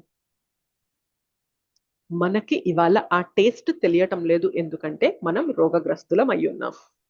జాండీస్ పేషెంట్ కి శ్రీల ప్రభుపాదుల వారు బుక్స్ లో చెప్తారనమాట, కామర్లు పచ్చ కామర్లు ఎవరికైతే వస్తాయో ఆ పేషెంట్ కి ఎలా ఉంటది అంటే ఆయనకి షుగర్ టేస్ట్ అనేది తెలియదు అనమాట, స్వీట్నెస్ అనేది తెలియదు. సో దానికి విరుగుడు ఏంటి అంటే షుగర్ కేన్ జ్యూస్ తాగుతూ ఉండాలి వారు డైలీ. షుగర్ కేన్ జ్యూస్ తాగితే ఇనిషియల్ గా చాలా కటిక చేదుగా ఉంటుందంట షుగర్ కేన్ జ్యూస్ ఆ టైంలో తాగినప్పుడు. కానీ ఆ వ్యక్తికి ఆల్రెడీ ఒకప్పుడు షుగర్ కేన్ జ్యూస్ తాగిన అనుభవం ఉంటుంది కదా, తనకి తెలుస్తుంది షుగర్ కేన్ జ్యూస్ ఏంటి అంటే చెరుకు రసం ఏంటి, నాకు ఇంత చేదుగుంది, చెరుకు రసం ఎంత తీయగుండాలి, నాకు ఇంత చేదుగుందంటే నాకు ఎంత రోగం ఉంది, సో నేను ఈ రోగాన్ని తొందరగా నయం చేసుకోవాలి అని చెప్పి ఆయన ఆ ట్రీట్మెంట్ అనేది తీసుకుంటూ, దానికి ట్రీట్మెంట్ ఏంటంటే డైలీ షుగర్ కేన్ జ్యూస్ తాగడమే, డైలీ చెరుకు రసం తాగడమే. సో ఇవాళ తాగుతారు, రేపు తాగుతారు, ఎల్లుండి తాగుతారు, అలా కొన్ని రోజులు తాగేసరికి మెల్లమెల్లగా తీయదనం మొదలైంది. అంటే మెల్లమెల్లగా ఒంట్లో రోగం అనేది కుదుట పడుతుంది. అవునా కదా చెప్పండి? అవును మాతాజీ. సో ఎప్పుడైతే ఆయనకి కంప్లీట్ గా స్వీట్నెస్ అనేది తెలుస్తుందో ఆయనకు అర్థమైపోతుంది, ఓకే నా ఒంట్లో ఏదైతే డిసీజ్ ఉందో ఆ రోగం ఉందో అది కంప్లీట్ గా క్యూర్ అయింది కాబట్టి మళ్ళీ నాకు ఆ చెరుకు రసం యొక్క తీయదనాన్ని నేను చూడగలుగుతున్నాను. సిమిలర్లీ హరినామం చెరుకు రసం కాదు కదా, ఇంకా దాన్ని మనం డిస్క్రైబ్ చేయలేమన్నమాట. అందుకే ఏమంటారు మనకి రామదాస్ అంటారు కదా, కదలి ఖర్జూరాది ఫలముల కన్నను పరమ పావన నామమే రుచిరా. అంటే ఇంకా తీయగుంటుంది కదలి ఖర్జూర అంటే మటీరియల్ గా భౌతికంగా మనం కంపేర్ చేసేది ఏంటంటే ఒక బనానాతోనో ఒక ఖర్జూరంతోనో మనకి ఇంకా ఆ స్వీట్నెస్ తో కంపేర్ చేసేవి ఇవన్నమాట. వాటికన్నా కూడా అత్యంత మధురంగా అత్యంత తీయగా ఉంటుంది నీ నామం అని చెప్పి ఎంతో మంది ఋషులు మునులు సాధువులు భక్తులు వైష్ణవులు బోలెడంత మంది నామం గురించి చెప్తున్నారు. బట్ మనం ఇవాళ నామం చెప్తూ ఉంటే మనకి రుచించట్లేదంటే మనం ఎంత రోగగ్రస్తులం అయి ఉన్నాం అనేది మనం అర్థం చేసుకోవాలి. దానికి విరుగుడు ఏంటి అంటే ఎలా అయితే పచ్చకామర్లు ఉన్న వ్యక్తి డైలీ షుగర్ కేన్ జ్యూస్ చెరుకు రసం తాగుతూ ఆయన రోగాన్ని నయం చేసుకున్నారో, సిమిలర్లీ ఇవాళ భౌతిక జీవితంలో చిక్కుకుపోయి భవరోగం అనే రోగంలో మనం ఉన్నాం కాబట్టి ప్రతిరోజు నచ్చినా నచ్చకపోయినా కట్టిక చేదుగా ఉన్నా కూడా హరినామాన్ని తీసుకోగా తీసుకోగా తీసుకోగా తీసుకోగా ఏమవుతుంది అంటే హరినామంలో ఉన్న మాధుర్యం తీయదనం మనకి తెలుస్తుంది అంటేనే మన రోగం కుదుటపడుతుంది. బట్ దిస్ ప్రాసెస్ ఎవరైనా ట్రీట్మెంట్ అనేది ఉండి ట్రీట్మెంట్ ప్రాసెస్ అండర్గో అవుతున్నప్పుడు మనం నయం అవుతున్నాము అనుకుంటున్నప్పుడు అది ఈజీగా హ్యాపీగా తీసుకోవాలి. రైట్? సో అలానే జపం కూడా అంతే అన్నమాట. అండ్ జపాన్ని మనం పక్కన పెట్టినా కూడా భక్తిలో మిగిలిన ఆస్పెక్ట్స్ చూసుకున్నట్లయితే కీర్తన ఎవరికి నచ్చకుండా ఉంటుంది చెప్పండి? వివిధ రకాల ట్యూన్స్ తో, డిఫరెంట్ మ్యూజికల్ ఇన్స్ట్రుమెంట్స్ తో, కర్తాలని, మృదంగాని, బోలెడన్ని ఇన్స్ట్రుమెంట్స్ తో డిఫరెంట్ ట్యూన్స్ లో మనం హరినామాన్ని చెప్తూ ఉంటే ఎవరికి నచ్చకుండా ఉంటుంది చెప్పండి? హ్యాపీగా ఉంటుందా లేదా? ప్రతి ఒక్కరికి కూడా ఏదో ఒకటి పాటలు పాడాలి, మనం ఏదో పని చేస్తూ కూడా రాగాలు తీస్తూ ఉంటాం, కొన్ని రాగాలు తీసేస్తూ ఉంటాం, అవునా కదా చెప్పండి? మాతాజీ అలాంటిది భగవన్నామాన్ని డిఫరెంట్ ట్యూన్స్ తో అద్భుతమైన మెలడీస్ ని జోడించి మనం కొంచెం లో పిచ్ నుండి మెల్లగా అలా హై పిచ్ కి తీసుకొచ్చి మళ్ళీ లో పిచ్ కి వెళ్తూ, సో డిఫరెంట్ ఇన్స్ట్రుమెంట్స్ ని ఇంక్లూడ్ చేసి దాన్ని అద్భుతంగా రమణీయంగా చేస్తున్నారు అనుకోండి, కీర్తనలో ఆనందించిన వాళ్ళు ఎవరైనా ఉంటారా? ఉండరు కదా, ఉండరు. అండ్ అంత చక్కగా కీర్తన జరుగుతూ ఉంటే ఉండరు మేడం. నృత్యం చేస్తూ ఆనందం పొందని వాళ్ళు ఎవరైనా ఉంటారా? ఉండరు. సో నృత్యం చేస్తూ ఆనందాన్ని వ్యక్తపరచాలి అనుకుంటూ ఉంటారు. తర్వాత హ్యాపీగా ఇంత కీర్తన చేసి, ఇంత నృత్యం చేసి, భగవంతునికి చక్కగా ఇంత అలంకారం చేసి, భగవంతుని చక్కగా డెకరేట్ చేసి, కన్నులారా చూడండి మీరు అని చెప్పి మనకి చూపిస్తూ ఉంటే మీరు చక్కగా అన్ని ఇంటర్కేసెస్ చూడొచ్చు అనమాట. భగవంతుని పాదాలు దగ్గర ఎట్లాంటి పూలు పెట్టారు, భగవంతుని మెడలో మాలలో ఎటువంటి కలర్స్ తో ఉన్న ఫ్లవర్స్ ని అరేంజ్ చేశారు, భగవంతుని డ్రెస్ లో ఉన్న కాంబినేషన్ కలర్స్ ఏంటి, భగవంతునికి ఎలాంటి ఆభరణాలు పెట్టారు, భగవంతునికి ఇవాళ ఎటువంటి బాన్సులు, ఎటువంటి ఫ్లూట్ అనేది పెట్టారు, భగవంతుడికి ఇవాళ తలపాగా ఎటువంటి స్టైల్లో కట్టారు. సో అట్లా డిఫరెంట్ ఆస్పెక్ట్స్ అనేవి చూస్తూ ఉంటే అందులో ఆనందం ఉండదా చెప్పండి? ఆనందం ఉంటుందా లేదా? సుఖమా కాదా? అది ఇదంతా అయిపోయిన తర్వాత హ్యాపీగా మీరు కూర్చోండి. మీకు ఇప్పుడు భోగా అనేది భగవంతునికి పెట్టేసి మీకు ఇప్పుడు ప్రసాదం అనేది పెడతాము. బోలెడన్ని స్వీట్స్, బోలెడన్ని ఐటమ్స్, నచ్చినవి అన్ని వివిధ రకాలుగా ఉన్న ఐటమ్స్ అన్ని కూడా భగవంతునికి నివేదన చేశాము, మీరు తినండి అంటే అందులో మనకి ఏమైనా కష్టం ఉంటుందా చెప్పండి? అస్సలు లేదు, రైట్? సో భక్తి అంటే ఇవన్నీ ఇంక్లూడ్ అయ్యాయా లేదా చెప్పండి? కీర్తన ఉంది, నృత్యం ఉంది, ప్రసాదం ఉంది, భగవంతుని యొక్క అర్చ విగ్రహ డెకరేషన్ ఉంది, మరియు భక్తుల సాంగత్యంలోకి వచ్చి ఇలా హరికథ చర్చించుకోవడం ఉంది. హరికథ వినడం కష్టంగా ఉందా చెప్పండి? ఇప్పుడు మనం క్లాస్ ఏదైతే చర్చించుకుంటున్నామో, మాతాజీ కష్టంగా ఉంది మాతాజీ ఇదంతా అని మీకు ఏమైనా అనిపిస్తుందా? లేదు మాతాజీ, లేదు కదా. సో చాలా సుఖకరమైన ప్రాసెస్. మీరు మంచి భక్తులు కాబట్టి మీకు ఉండదు, బట్ నాకు అంత చక్కగా చెప్పే నైపుణ్యం లేకపోయినా మీరు గొప్పగా వింటున్నారు కాబట్టి మీకు భగవంతుడు కృపనిస్తున్నారు. చాలా బాగా చెప్తున్నారు మాతాజీ. బట్ ఎనీవే, భక్తి అనేది చాలా సుఖకరమైన ప్రాసెస్ డివోటీస్. జపంలో ఆ కష్టం అనేది మనకి అలవాటు లేక భవరోగంలో ఉన్నాం కాబట్టి కష్టం, కానీ గుర్తుపెట్టుకోవాలి ఇది టెంపరీనే. ఈ కష్టం అనేది నేను ప్రయత్నం చేయగా నాలో సిన్సియారిటీ అనేది భగవంతుడు చూస్తే నాకు ఆ నామజపంలో రుచినిస్తే నేను తొందరగా ఇంకా జపం చేయాలి అనే కోరిక అనేది నాకు కలుగుతుంది. భాగవతం చదివే వాళ్ళకు కూడా ఎంత రుచి వస్తుంది అంటే, ఇనీషియల్ గా మనం ఎప్పుడు కూడా సత్వగుణంలో పనులన్నీ ఇలానే ఉంటాయి డియర్ డివోటీస్. ఇనీషియల్ గా కష్టం ఉంటుంది, పొద్దున లేవడం కష్టం ఉంటుంది, కానీ ఒక్కసారి లేచి మనం అనుకున్నవి చేసామనుకోండి అప్పుడు కలిగే తృప్తి పొద్దున పడుకున్న వ్యక్తికైనా తృప్తి ఉంటుందా చెప్పండి? పొద్దున కష్టంగా లేచాం, నిద్ర మనం లేచాక ఎట్లా కొట్లా సెట్ అయిపోయి 10 నిమిషాల్లో మనం అనుకున్నవన్నీ చేసేసాం, అప్పుడు ఒక సాటిస్ఫాక్షన్ వస్తుంది. బట్ ఇంకొక వ్యక్తి ఉన్నారు, అలారం మోగింది, ఆఫ్ చేశారు, పడుకున్నారు, 2 గంటల తర్వాత లేచారు, ఈయన కూడా ఒక తృప్తి పొందాడు. అలారం మోగినప్పుడు లేవకుండా పడుకొని పొందే తృప్తి పొందాడు. మొదటి వ్యక్తి ఏమో లేచి తను ఏదైతే అనుకున్నారో అది చేసే తృప్తి పొందారు. ఎవరి తృప్తి ఎక్కువ ఉంటుంది, ఎవరి హ్యాపీనెస్ ఎక్కువ ఉంటుంది చెప్పండి? లేచిన వ్యక్తిదే ఎక్కువ ఆనందం ఉంటుంది, ఎక్కువ తృప్తి ఉంటుంది, రైట్? సత్వగుణంలో పనులు అలానే ఉంటాయి. సత్వగుణంలో మన యాక్టివిటీస్ ఇలానే ఉంటాయి అన్నమాట. భక్తి అనేది శుద్ధ సత్వంలో ఎటువంటి మిక్స్ ఉండదు అనమాట. రజోగుణం తమోగుణం మిక్స్ ఉండదు. మరి అందులో ఇంకెంత ఆనందం వస్తుంది ఆలోచించండి. ఇనీషియల్ గా అలవాటు లేక మనకు కష్టం ఉంటుంది. క్లాసెస్ లో కూర్చొని క్లాసెస్ వినడం ఇనీషియల్ గా కష్టం ఉండొచ్చేమో, ఒక్కసారి ఆ రుచి నా హరి కథ గురించి, భగవంతుని యొక్క లీలల గురించి ఆ మాధుర్యం మనకి తగిలిందనుకోండి, అసలు మనకి తోచదనమాట. ఒక రోజు మనం కథ వినలేదు అంటే, అయ్యో నేను మిస్ అయిపోతున్నానే, ఇవాళ భగవంతుడి గురించి వినలేదే, నా చేతన ఎట్లనో ఉందే, ఏవేవో థాట్స్ వస్తున్నాయే, నేను భగవంతుడి గురించి వినాలి అని మనకే అనిపించేస్తుంటుంది. భాగవతం కూడా అంతే, భగవద్గీత కూడా అంతే. రోజు ఎవరైతే నియమంగా చదువుతారో, ఒకవేళ వారి జీవితంలో ఒక రోజు చదవలేకపోతే, ఒక రోజు ఇంకా టైం అయింది బట్ చదవలేకపోతున్నారు అంటే, అది మనసు పీకేస్తుంటది అనమాట. అయ్యో భాగవతం నేను చదవలేకపోతున్నానే, అయ్యో భాగవతం చదవాలి, లేకపోతే నా జీవితంలో ఏదో కోల్పోతున్నట్లున్నానే నేను అనే భావన కలిగిద్ది అనమాట. అంత సుఖకరమైనది భక్తి, డియర్ డివోటీస్. సుసుఖం. ఓకే. కర్తుం అవ్యయం, మరియు భక్తి అనేది అవ్యయమైనది. ఇది వ్యయం అంటే ఏంటి చెప్పండి? వ్యయం అంటే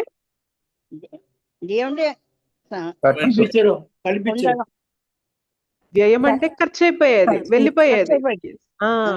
మనం ఈ ఖర్చుని కూడా వ్యయం అని చెప్తాం కదా. వ్యయం అంటే ఏంటి అంటే ఖర్చు అయిపోయేది అనమాట. అంటే అది నిలవదు, వెళ్ళిపోతుంది అనమాట. బట్ అవ్యయం అంటే శాశ్వతంగా ఉంటుంది. ఈ భక్తి మనం ఏదైతే ఈ జ్ఞానం గురించి తెలుసుకోబోతున్నామో, ఇది మనకిచ్చే బెనిఫిట్స్ కానీ, ఇది మనకి చేకూర్చే ప్రయోజనాలన్నీ కూడా, లాభం అంతా కూడా శాశ్వతంగా ఉంటుంది అనమాట మనకి. అందుకే ఎంత పర్సెంట్ భక్తి చేసినా కూడా దానికి తగ్గ రిజల్ట్ మన అకౌంట్ లో వస్తూనే ఉంటుంది. అది కొంతకాలం మాత్రమే ఉంటుంది, తర్వాత అది కరిగిపోతుంది అనే క్వశ్చన్ ఉండదు భక్తికి. పుణ్యానికి అది ఉంటుంది అనమాట. పుణ్యం మాత్రం కొంతకాలం ఉంటుంది. పుణ్యం యొక్క రిజల్ట్ అనుభవించాక పుణ్యం యొక్క ఫలితం అనేది కరిగిపోయింది, ఇంకా అయిపోయింది. ఇంకా మన అకౌంట్ లో పుణ్యం ఖాతా లేదనమాట, అయిపోయింది. మళ్ళీ మనం సంపాదించుకుంటేనే వస్తుంది. కానీ భక్తి అలా కాదు. ఇవాళ మనం సంపాదించుకున్నామంటే అది ఎప్పటికీ ఉంటుంది. అది 1% అయినా, 2% అవని, 3% అవని, 10% అవని, 50% అవని, 99% అవని, ఎంత మనం సంపాదించుకుంటే అది మనతో జన్మ తర్వాత జన్మ, జన్మ తర్వాత జన్మ అది మనతో వస్తూనే ఉంటుంది అనమాట. అది క్షీణించిపోవడం అనేది జరగదు. ఇంత గొప్పదైన ఆ విద్య గురించి, ఆ జ్ఞానం గురించి భగవంతుడు ఈ అధ్యాయంలో మనకి చెప్పబోతున్నారు అనమాట. ఓకే. రాజవిద్య, రాజగుహ్యం, పవిత్రం, ఉత్తమం, ప్రత్యక్షావగమం, ధర్మ్యం, సుసుఖం, అవ్యయం. ఓకేనా? సో అది మనం చేసే భక్తి వెనక ఉన్న గొప్పతనం. సమ్ టైమ్స్ ఏదైనా చాలా సులువుగా దొరికింది అనుకోండి, దాన్ని మనం లెక్క చేయం. కానీ మన జీవితంలో దొరికింది చాలా చాలా చాలా చాలా చాలా రేర్. కోట్లలో కూడా ఒకరికి దొరుకుతుందా లేదా అన్నంత రేర్ అని మనం తెలుసుకున్నాం అనుకోండి, మన జీవితంలో ఏదైతే దొరికిందో దాన్ని భద్రపరుచుకుంటాం, అన్ని చక్కగా పొందిగ్గా మనం ప్రొటెక్ట్ చేసుకుంటాం అనమాట. సిమిలర్లీ మన జీవితంలో ఏదైతే ఇవాళ భక్తి లత దొరికిందో చాలా చాలా చాలా అరుదైనది డియర్ డివోటీస్. అది ఊరికే అందరి జీవితంలో వచ్చేసేది కాదు. ఏదో కృప, వైష్ణవుల కృప వల్లనే మన జీవితంలో వచ్చింది. మనం ఏదో చేసుకోబట్టి మన జీవితంలో రాలేదు, మనం ఏమీ చేసుకోలేదు, మనం మహా అయితే చేయకూడని పాపాలన్నీ చేసాం.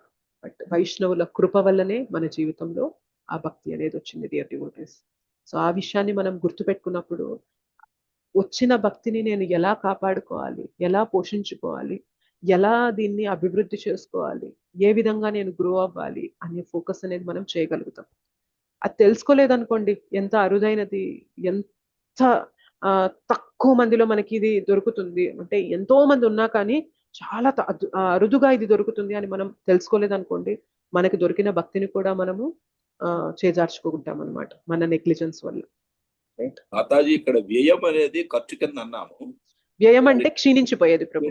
కర్తుం అవ్యయం అనగానే అది పాజిటివ్ వర్డ్ ఎలా అయింది మాతాజీ ఒక్కసారి? కర్తుం అవ్యయం. అవ్యయం అంటేనే క్షీణించిపోయే గుణం లేనిది. వ్యయం అంటే క్షీణించిపోయేది, అవ్యయం అంటే అవ్యయం. ఆపోజిట్ కదా. అవ్యయం. Yes yes. ఓకేనా? Is it clear? శ్లోకం అర్థమైందా?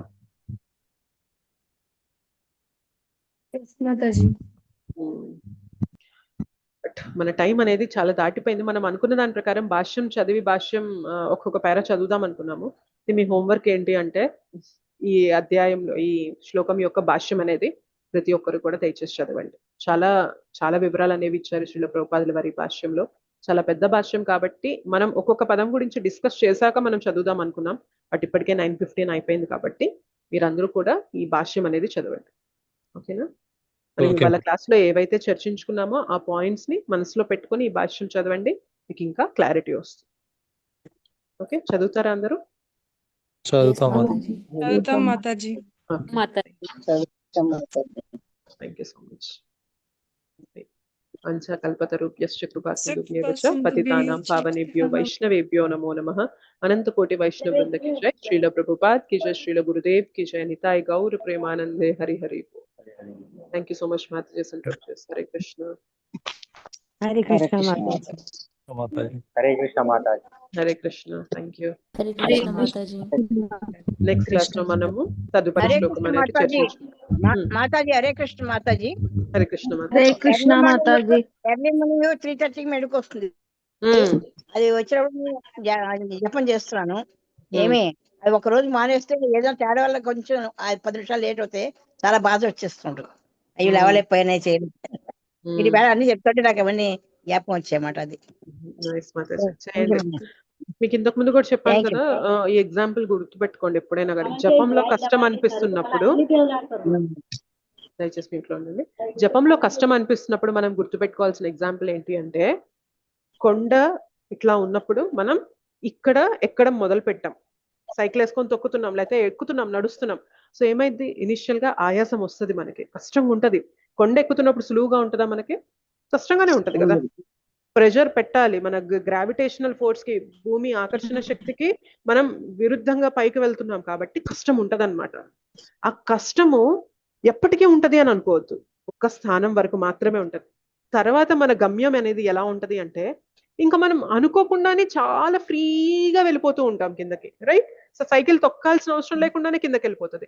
మనం ప్రయత్నం చేయకుండానే మన అడుగులు ముందుకు ఇట్లా ఇట్లా పడిపోతూ ఉంటాయి, ఇటువైపు రాగలిగామంటే. ఇక్కడి దాకా మాత్రం మనకి కొంచెం కష్టం అనేది ఉంటుంది, బట్ ఇది మనకి అలవాటు లేక మాత్రమే. చాలా Sincere గా చాలా గొప్ప గొప్ప ఉపమానాలు చెప్తారు మేడం. ఎంత బాగా చెప్తారు నిజంగా. చాలా ఈజీ ఇవన్నీ అన్నమాట. నేను ఎంత నేను అదృష్టం. సీనియర్ డివోటీస్ క్లాసెస్ మీలాంటి లో గురువులు వినే దొరకడం మా అదృష్టం మేడం. మాతాజీ మీలాంటి గురువులు దొరకడం మా అదృష్టం అది నిజంగా. Glories to Srila Prabhupada Mataji. ఇవన్నీ నేను సీనియర్ డివోటీస్ క్లాసెస్ లో విని తెలుసుకొని మీకు చెప్తుంటాను మాతాజీ. ఇవి ఏవి నా ఎగ్జాంపుల్స్ కాదు, నాకు ఏమీ తెలియదు, nothing I know. But senior devotees classes లో ఏవైతే చెప్తారో అవి నేను విని నాకు బాగా నచ్చినవి అనిపించినవి మీకు ఈ షేర్ చేస్తాను. కొండ యొక్క ఎగ్జాంపుల్ చాలా బాగుంది. ఎంత బాగుందో నిజంగా. మనం ఎప్పుడైనా చాలా కష్టపడవలసింది కొత్త రేంజ్కి వెళ్ళాలంటే, ఇంకా అక్కడి నుంచి ఈజీగా అనిపిస్తుంది. అది చాలా అదృష్టం. చాలా బాగా చెప్పారు. థ్యాంక్ యూ మాతాజీ. హరే కృష్ణ మాతాజీ. ధన్యవాద ప్రణామ మాతాజీ. ధన్యవాద ప్రణామ మాతాజీ. భౌతికంగానే ఎంతో కష్టపడాలి ఏదన్నా సాధించాలంటే, అలాంటిది లోపల కనిపించని అనర్థాలని జయించే మార్గంలో కష్టం లేకుండా ఊరికే వచ్చేస్తుందండి మనకి, చెప్పండి. జపం చేశాక నాకు చాలా మాతాజీ జపం చేశాక నాకు చాలా మంచి రిజల్ట్ వస్తుంది. జపం చేశాక నాకు చాలా మార్పు వచ్చింది, మంచి రిజల్ట్ వస్తుంది. 100 మంది స్టూడెంట్స్ ఒకేసారి జాయిన్ అయ్యారు సంగీతంలో. అంటే నాకు జ్ఞానం ఏంటంటే వాళ్ళందరికీ నాకు వచ్చింది ఏదో చెప్పాలి అని కోరిక. అలా 100 మంది గ్రూప్ వచ్చారు. చాలా అదృష్టం.